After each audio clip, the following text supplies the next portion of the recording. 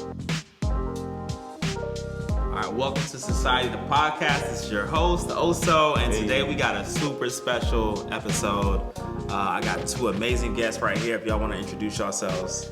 My name is John. I think that's the simplest way to put it, huh? Yeah. And my name is Ray. Nice to meet y'all. So thank y'all for coming on today. So today we got a very special episode, like we said, and it's going to be on fatherhood. You know, it's a topic that's really important. And fatherhood has changed over the years and how we look at it. And man, it's just something that needs to be celebrated and talked about, you know, and so that's what we're going to do today.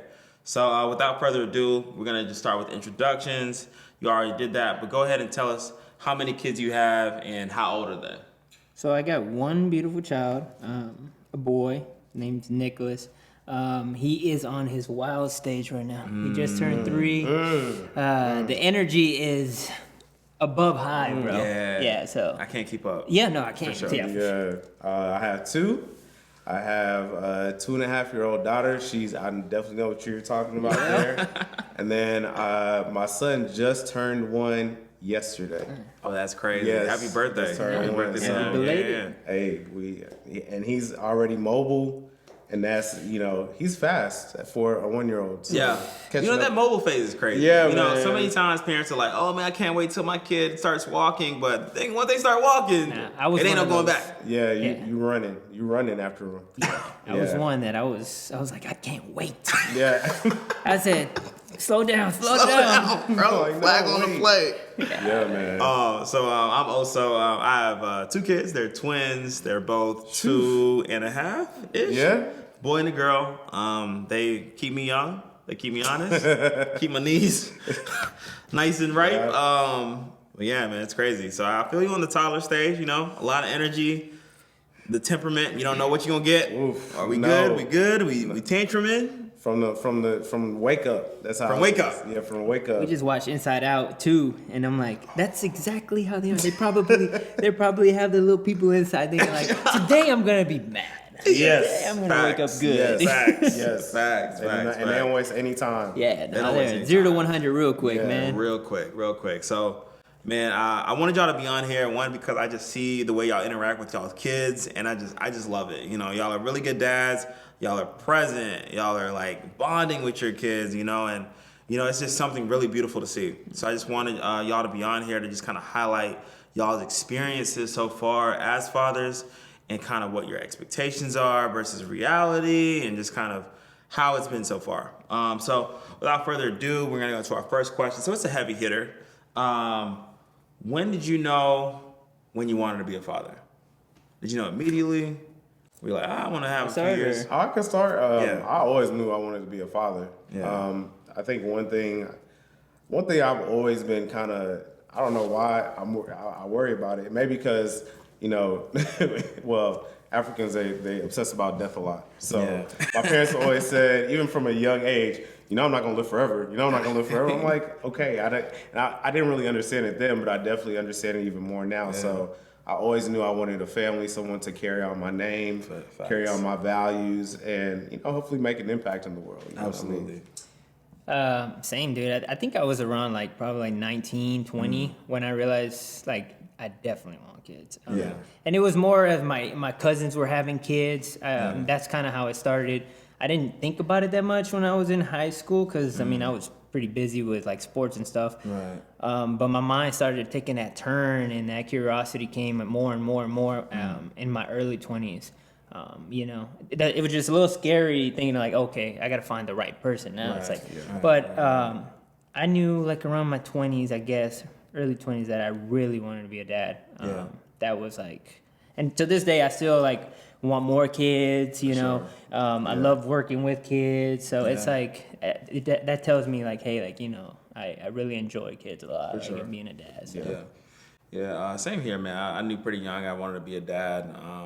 When I got married, I knew I wanted to wait a few years, you want to have fun with your wife, sure. travel, see the world. So maybe I think I would say I have like pandemic babies. You know what I'm saying? Like, we have nothing to do. Same here. Same here. Yeah, Technically, almost all of We them. all got Yeah, pandemic yeah, babies, you yeah, know. yeah. So you know, we was At least all at in the house, beginning of it, yeah. You know, we was like, all right, well, I guess we can't travel to Venezuela to Australia. Let's go ahead and We'll pop make the these beach babies out. here. So yeah, I always want to be a dad, and man, it's been a journey. It's been a journey for sure. It's been a journey. So, next question: how is your approach to fatherhood different or the same to your own fathers? I guess I'll go this time, huh? Because you went last. That's a little, I was thinking about this a lot, like on his birthday, because I'm like, I just look at them and I'm like, dang, dude, like my dad taught me a lot of value. Yeah. The guy that he is I can't. Number one, I can't, replicate that. Yeah, So yeah. I try every day to be like him. Yeah. As a father, to me, he's my best friend. Facts. To this day. So I try to take that, like, and being my kid's best friend, and, Yeah. teaching him the values that my dad taught me. But in all honesty, like the expectations that I have, it's nothing to him, because it's like, dude, it's really hard to replicate that. But I try every day to be like him. But man, dude, replicating that, and I'm pretty sure for y'all, because y'all are great people, and y'all's parents were great too. But it's hard, dude. It's hard to replicate that. The expectation, it's high, but I'm not there. The reality is that I'm not there. You're not there. Yeah. Every day I work on it, every day. Right. But I'm just not there. Yeah. That's Yeah. fair. I like that. Well, I mean, for me, my dad was there. Yeah. Like he was present. He was Yeah. involved in everything, right? So there was no other example for me but to be there, but to be involved. Yeah. Especially like immigrating, right? Right. Like all of our parents. So back then it was about survival. Right. So Yeah, you couldn't just absolutely. have one person being at home with the kids all the time. Absolutely. Yeah. Everybody worked. So from that, I derived my work ethic. Even at he used to take me to school, take me to work first, and I actually saw him working. So Yeah. it was never a time where I felt like, oh, this is not who I want to emulate. Right? He was that guy. For sure. So yeah. I think I hit on like some really important topics there. One, like being your kid's best friend, right? That's such an important thing.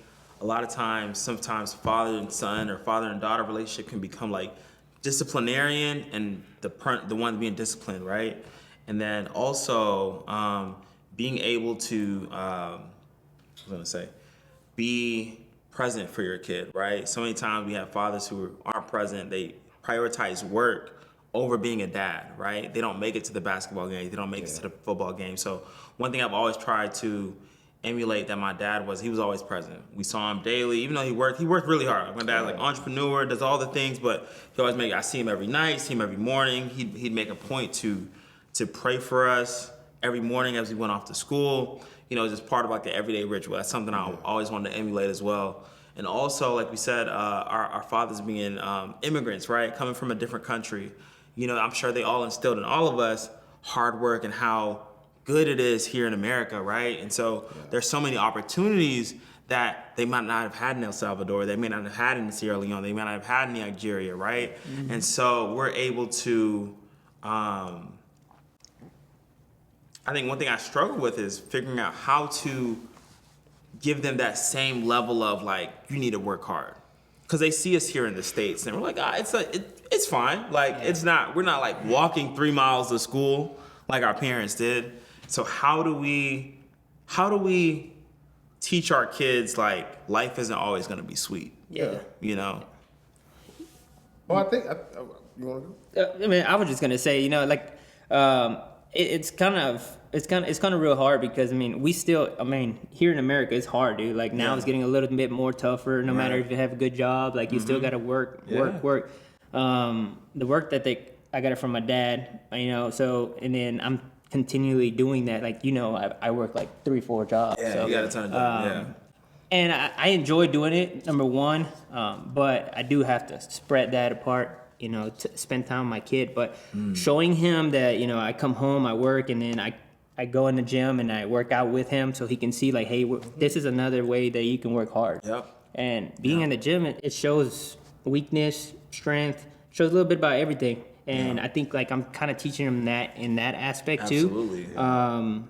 As well in sports as well. You know, sports helps you like understand like it's okay to like lose. Yeah. It's okay to It's be okay a to little fail. weaker than someone else. Right.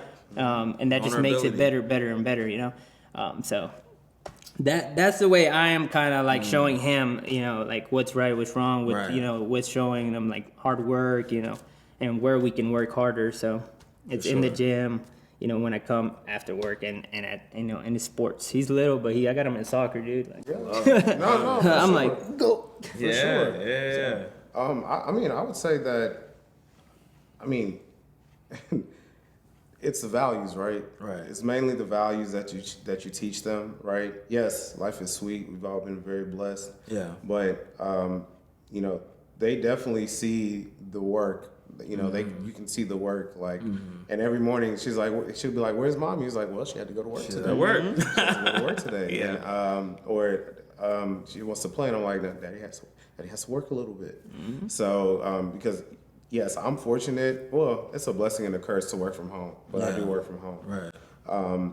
But at the same time, they do see it. Yeah. They do see that. Like, Daddy's on all Do Not the nice Disturb. things, yeah, and all the nice things you see are because of work. Yeah. And you know, you teach them that through various methods, sports, through the values, but it's also a matter of that. Number one, they're way smarter than you think they are. Yeah, So they pick up these sure. concepts very quickly as far as work, love, being angry, For sure.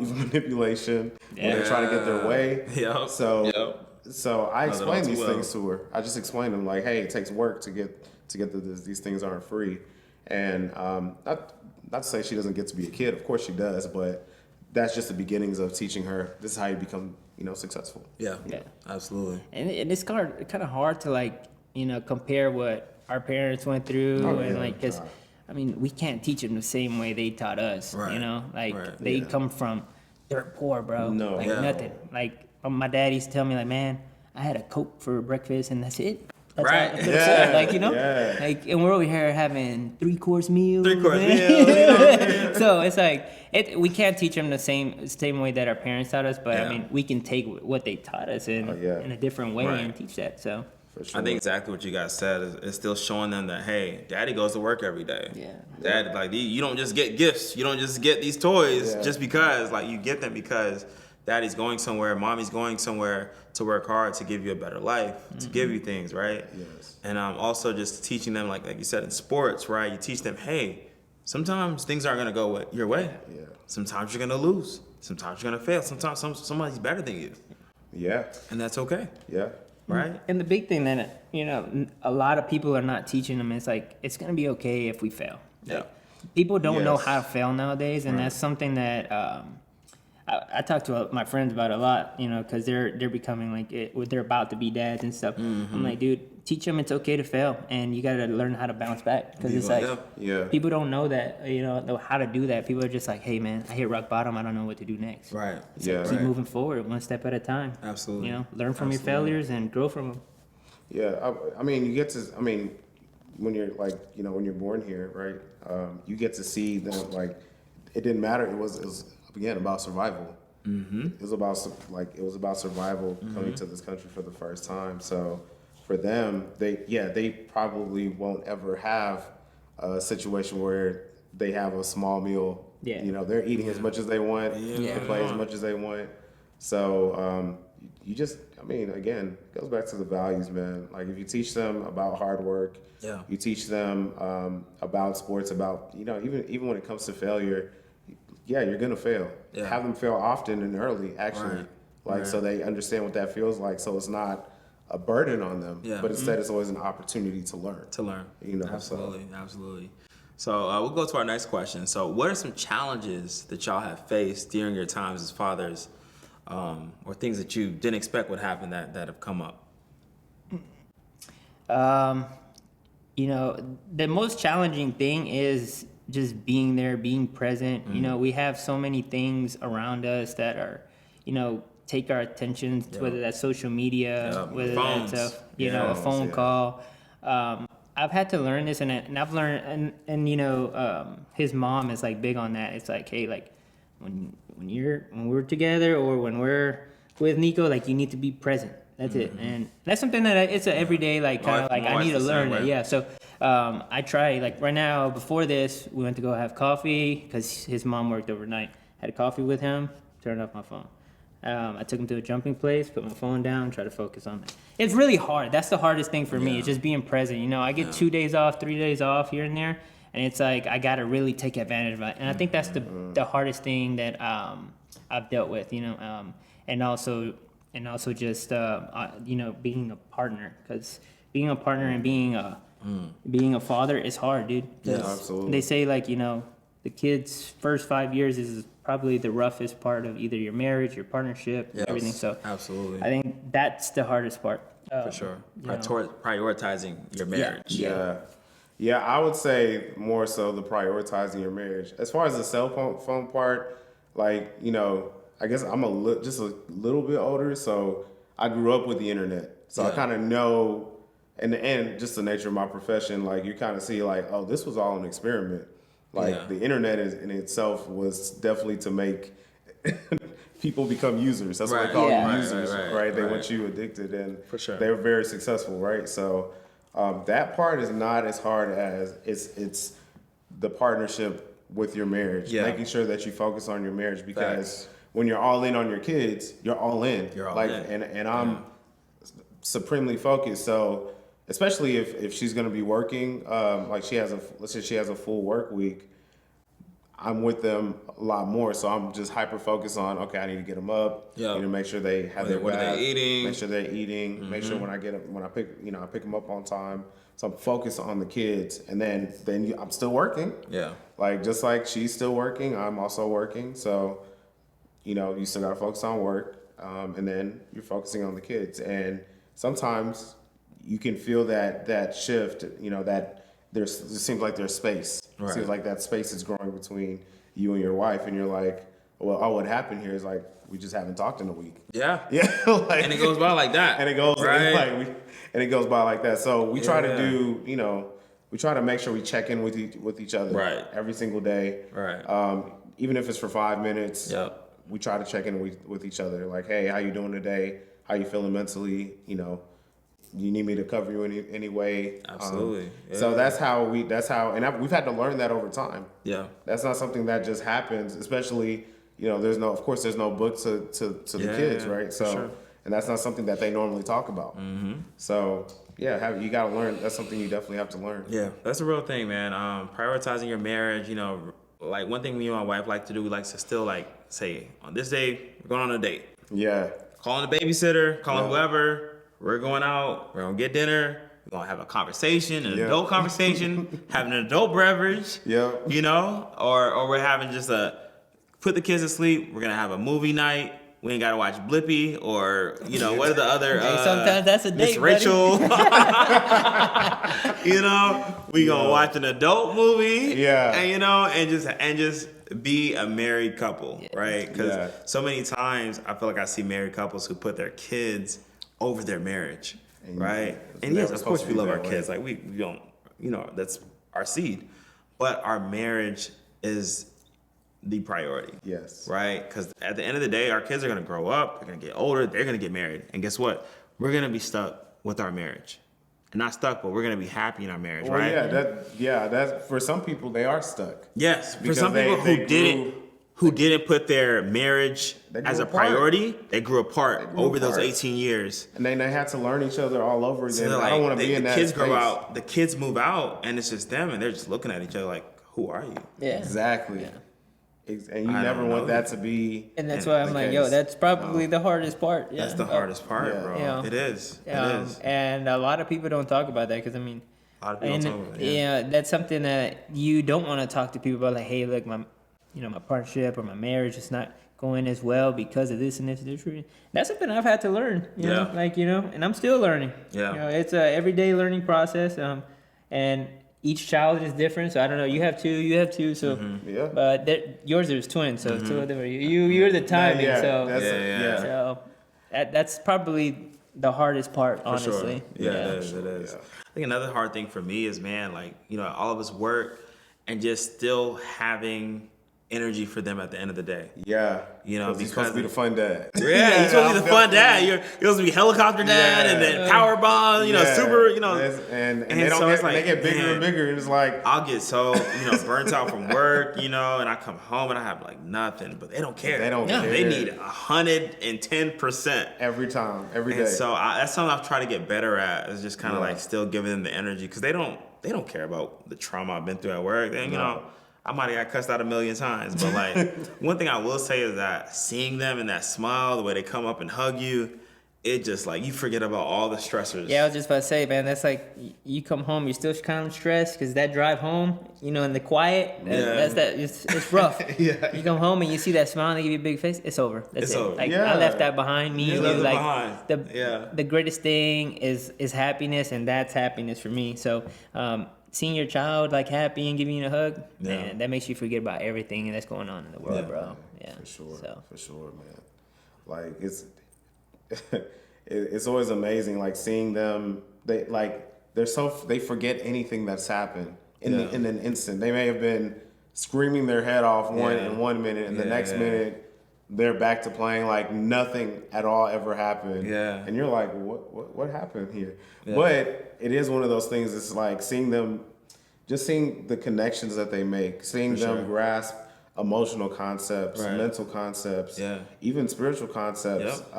Being able to watch that, it's the most rewarding thing as a father. For sure. To see them grow and be like, yeah, these are my kids, and they have my likeness. Yeah, right? absolutely. So it's always amazing to see that, for sure. Nice. So we'll go into our last question. So what are some common misconceptions about fatherhood that we can debunk, right? Because I think the traditional father, and what I mean by that, sometimes we look at the traditional father as like really hard, goes to work, wife's in the kitchen, we don't cook, we don't clean, we all have sons, right? So like sometimes showing emotion isn't something we promote, or they always talk about, the dad going to the doctor, and they're like, what allergies do your kid? I'm like, let me call my wife real quick. I hate that, bro. Are the immunizations up to date? Like, does he take medicine? Yeah. And I feel like as new age fathers, it's important that we know who our child is. We know their schedule, right? We know, okay, it's 12 o'clock. They should be sleeping right now. Yeah. We're at the pediatrician. Oh yeah, he's allergic to crawfish, right? Yeah. But that is for me, that there are many misconceptions, that being one of the biggest ones, because again, my dad, for all intents and purposes, would be the old school African father that you would, but he knew everything. Yeah. He knew everything about us. He was always present. It was never and I understand this is not everybody's experience. I do get that. But it was never a time where he did not know what was going on with us, or he was so wrapped up in work that he never cooked. He always cooked. He did everything. Yeah. It was about who was available. Right. If my mom was at work, you at home, you got them. Yeah. And it's vice versa. It's about who was available. You got eggs and sausage. Yeah, he could cook. Yeah. Now my mom could cook. Yeah. But he could also cook. So it was never a matter of fathers don't cook or clean. That's the biggest misconception. Like they do everything. Facts. Even me as a father, man, I make it a point to be the domesticated one in my marriage, like cleaning the house, doing the dishes, doing laundry, cooking, right? Because look, the thing is, we don't live in the old days where wife's at home and dad's out at work. Like, no, sometimes we got to be the ones that's doing the cleaning, doing the cooking, showing them that it's okay to show emotion, right? It's okay to cry. We can talk about failing. It's okay to cry. It's okay to be emotional. We want to be our kids' friends, right? And being a friend to your child means you are being vulnerable to them. Hey, son, daughter, I failed too. I tried to start a business. Guess what? It didn't go well. Yeah. I had to shut down. I had this idea. It didn't go out. And that's the thing, fathers in general, like not just any one race or any group, but fathers in general are way more involved than people realize. Yeah. Whatever you may see on the outside, on social media, that's not always the case. Fathers, one thing I can say is social media is showing that a lot more than it used to. So I It do like is. that It part. is. It is. But at the same time, it was never that way. Yeah. It was not even when you look, even if you were to look biblically, Yeah. it was never that way. It was never that way. The father for was sure. always extremely involved, and that's Absolutely. always It been. was So I don't know always where we got away from that, maybe. Yeah, I don't know. But I don't know. that was something that was never in question. That's why I like dads. Like, I mean, a lot of people are talking about like LeBron and Bronny. Yeah. And just Yeah. how beautiful that is, right? Yeah. Like, Yeah. he got to a point in his life where he was able to, and people were like, "Oh, it's nepotism." Yeah. They've been doing that. They've They've been been doing doing that. that for I've seen ages, it. right? I've seen it. So of course, I want to get to a place where I can be such at a high place and successful that I can bring my son along. I can bring my daughter along. But the other thing is, they've also seen him work. Right. Exactly. They've seen Bronny work. They've Right. seen the workouts that he does with his dad on a regular basis. Exactly. So he's instilling all the values that made him arguably one of the greatest players Yeah. we've ever seen. Right. Instilling that in not just one of his sons, but both of his sons. Yeah, and his daughter. And his daughter. So how can you sit here and say that's nepotism? Yeah. I don't see that as nepotism. I don't think yeah. If they didn't earn it, then that would be nepotism. Exactly. But he's earning it. He made them He's put in the hard work. Yeah. Right. You got to get it 5. And he wasn't get the up at first 5 pick. a.m.